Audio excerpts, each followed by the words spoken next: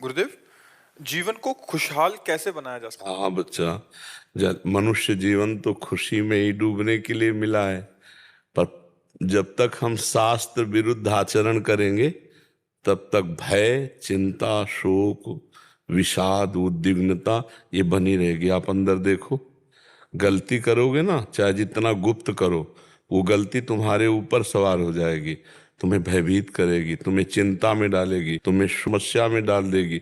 खुशहाल जीवन, गोस्वामी तुलसीदास जी कह रहे हैं, तब लगी कुशल न जीव कहूं, सपने हूं मन विश्राम। तब लगी भजत न राम कहूं, शोक धाम तज काम।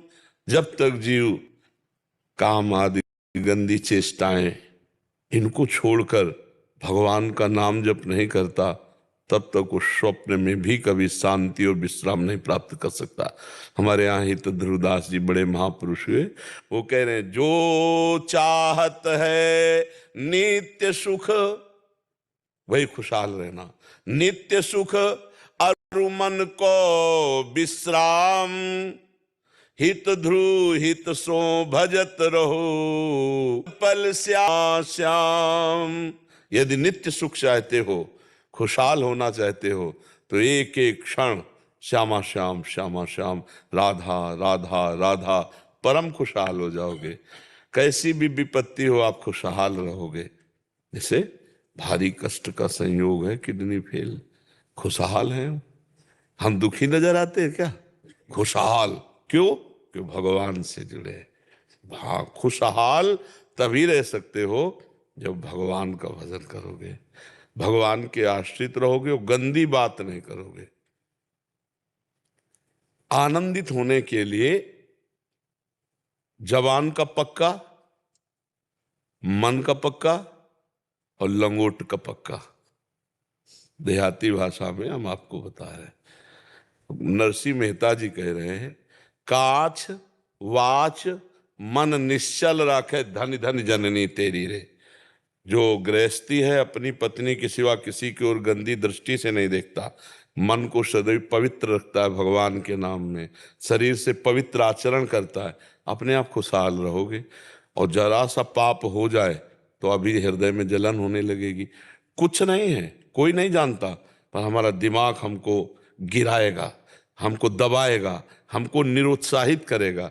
इसीलिए पाप कर्म नहीं करना चाहिए। एक जब हम शेनपुर में थे तो एक डकैत आया था, वो इतना भयभीत था कि पत्ता खुरके तो एकदम, उनको भाई यहाँ कौन, जंगल है, तपस्वियों का स्थल है, गंगा किनारा। पाप कर्म दूर से देखने से अच्छा लगता है कि बढ़िया गाड़ी है, बढ़िया बंदूक टांगे हैं, बढ़िया, लेकिन उनके अंदर जो चल रहा है वो, एक गरीब आदमी धर्म से चलता है, उसके अंदर शांति है, सुख है। थोड़ा सोच धन का भले हो जाए परिवार के लिए, लेकिन वो चैन से सो जाएगा, नमक रोटी से पेट भरेगा, वो शांत रहेगा। और जो पापाचरण करता है, आप तो नहीं जानते हो, क्योंकि आप जैसे कोई बड़ा आदमी दिखाई दे तो आपको लगेगा बहुत सुखी है, लेकिन जब हम लोगों से मिलता है ना, तब लगता है यार इनकी कितनी दुर्दशा है। लोग समझते 10 गाड़ी पीछे चलती है, इतना बढ़िया कपड़ा, सब बड़े आदमी है। तब लगी कुशल ल जीव कहूं, सपने हूं मन विश्राम। स्वप्न में भी उसे शांति नहीं मिल सकती। इसलिए खुशहाल जीवन, धर्ममय जीवन, भगवान का नाम जप करते हुए अच्छे आचरण करो और देख लो खुशहाल रहोगे, मस्त रहोगे। आप विचार करके देखो ना, देखो खुशहाल वस्तुओं से नहीं हुआ जाता, खुशहाल दिमाग से हुआ जाता है। अगर हमारा दिमाग पॉजिटिव हो जाए तो एक बनियान में भी आप खुश रहोगे, और निगेटिव हो जाए तो बहुत बड़े बड़े कंपनी के कपड़े भी आवे ना, तो भी पहन के चलोगे, आपको आपसे बढ़कर दिखाई देगा, तब लगेगा मेरा क्या है, तो जलोगे। और जब आपका पॉजिटिव है ना, तो है कि भगवान हमको कम से कम शरीर तो स्वस्थ दिए, हमें भगवान ने स्वस्थ बनाया, कितनी कृपा। वो पॉजिटिव चिंतन करता है।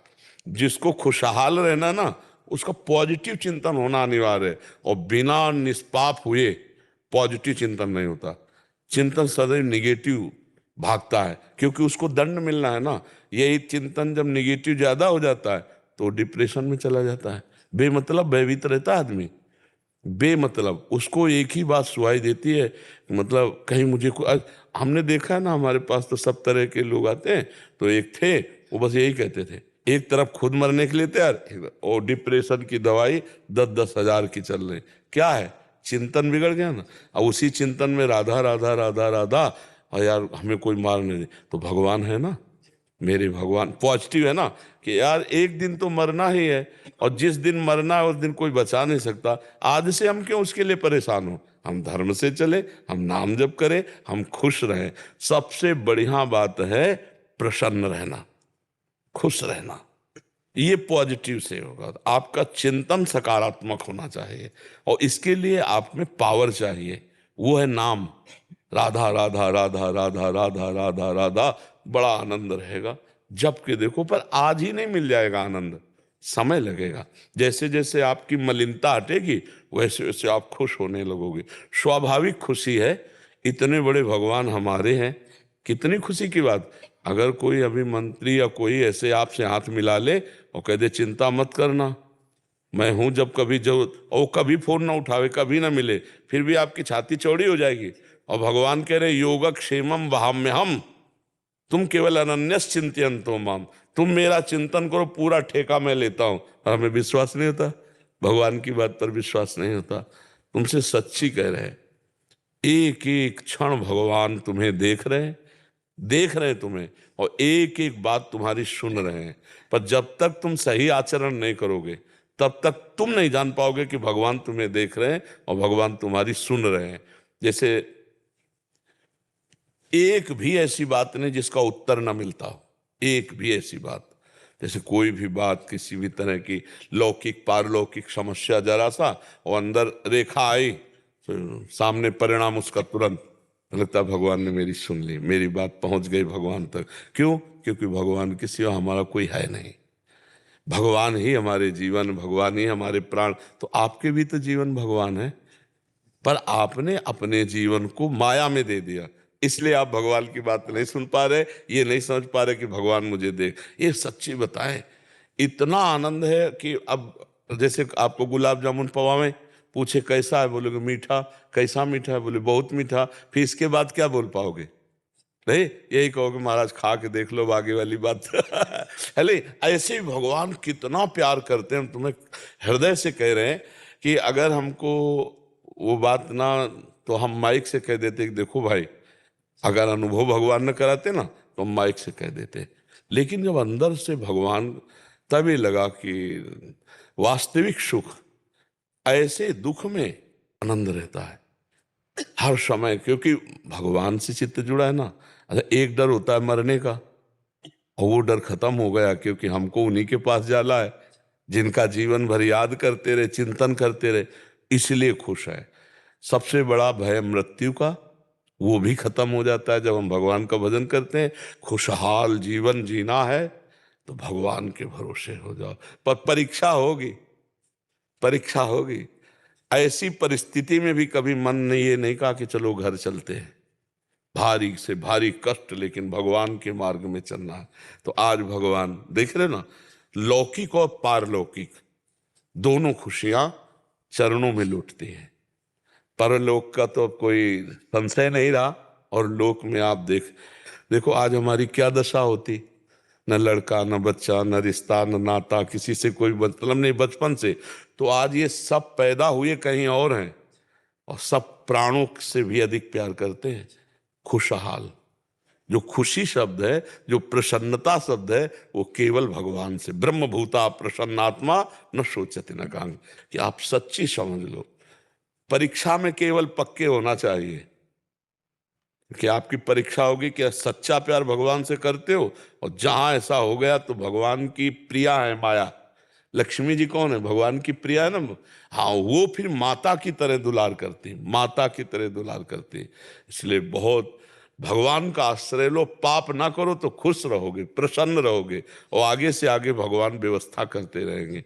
भगवान ही व्यवस्था करते, पूरी सृष्टि तो भगवान ने रची है ना। हम अच्छा ये बताओ तुम्हारा शरीर किसने रचा है? भगवान ने तो रचा है ना, तुम थोड़ी इसको बनाया है। तो उसी भगवान के आश्रित हो जाओ, बढ़िया आनंद रहेगा, हर समय खुश रहोगे और वो हर बात संभाल देते। सुदामा जी को कई कई दिन भोजन नहीं मिलता था और सुदामा पूरी बना दिया। जैसे द्वारिकापुरी थी ना, ऐसे सुदामापुरी थी। भगवान सब कुछ करने में समर्थ हैं। उनके एक छोटे से सेवक हैं कुबेर, छोटे से सेवक है, ऐसे अनंत ब्रह्मांडों में कितने।